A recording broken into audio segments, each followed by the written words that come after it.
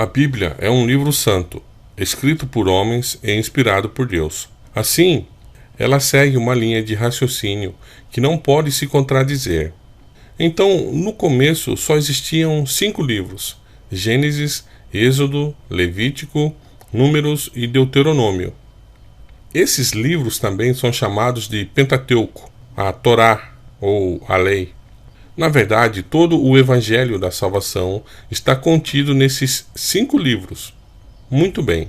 Depois de Moisés, vieram outros profetas e escreveram livros sobre assuntos relacionados ao conteúdo do Pentateuco, os quais foram acrescentados aos 5 primeiros livros.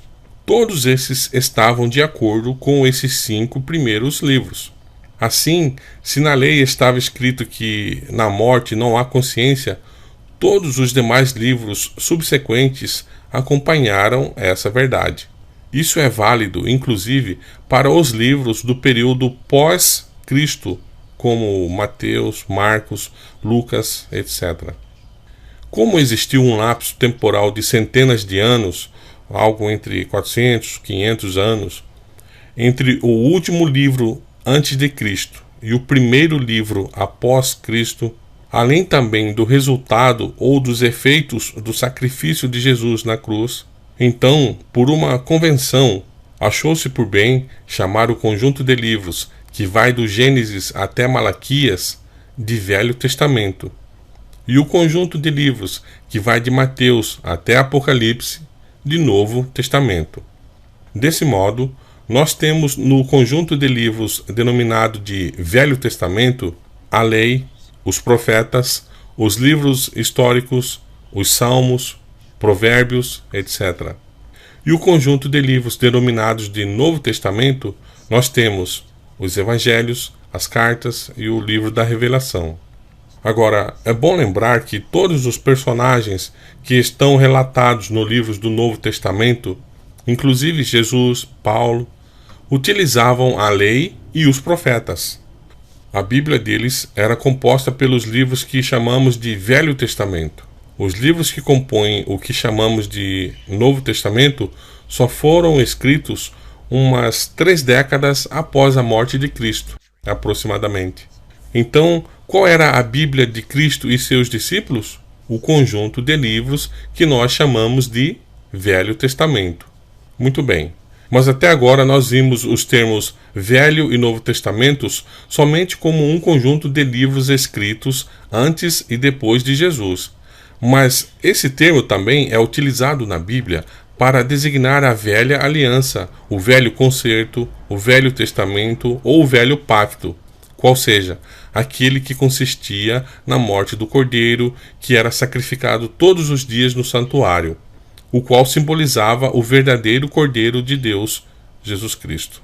Então, quando a Bíblia diz que o Velho Testamento foi abolido, ela está se referindo ao testamento dos rituais cerimoniais, que envolviam a morte do touro, do cordeiro, enfim, o derramamento de sangue do animal oferecido em sacrifício. Pois com a morte de Jesus, essas cerimônias perderam o sentido, já que ele era o Cordeiro de Deus e representava a nova aliança, o novo pacto, o novo concerto, o novo acordo, enfim, o Novo Testamento. Este é um assunto muito simples, mas que entra de forma muito sutil na mente despercebida, e milhões estão sendo enganados por esse pequeno erro, mas que faz uma grande diferença. Então não se deixe enganar. O Velho Testamento abolido é o testamento do Cordeirinho, que tinha que ser imolado em sacrifício, aquelas normas que regulamentavam como deveriam ser executados os procedimentos nos rituais do santuário. Vamos chamá-las de leis cerimoniais. Mas o Velho Testamento, aquele conjunto de livros que vai do Gênesis a Malaquias, esse não foi abolido. Existe até uma religião que imprimia, não sei se ainda imprime, bíblias de bolso contendo somente livros do Novo Testamento. Erro gravíssimo, pois nos 5 primeiros livros da Bíblia está contido todo o plano da salvação de maneira bem didática, rico em alegoria para o homem compreender de forma inequívoca como funciona o plano da redenção e o que ele devia fazer para ser salvo. já que desde o tempo de Adão, o homem sempre foi salvo pela graça. Nós vamos jogar fora a parte da Bíblia que fala como Deus criou esse planeta? Nós vamos jogar fora a parte da Bíblia que fala de como o pecado entrou neste mundo? Nós vamos jogar fora parte da Bíblia que cita a primeira vez na Bíblia que Deus enviaria um Salvador para redimir o homem? Nós vamos jogar fora a parte da Bíblia que fala da lei dos 10 mandamentos?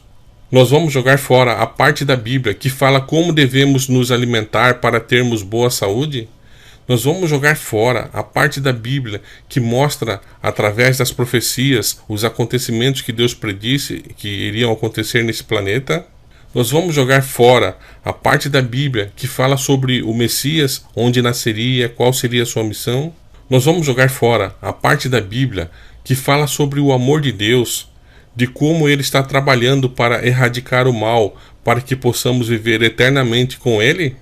O conjunto de livros que chamamos de Novo Testamento é somente mais uma extensão de livros que foi acrescentada aos 5 primeiros livros, e não uma substituição deles.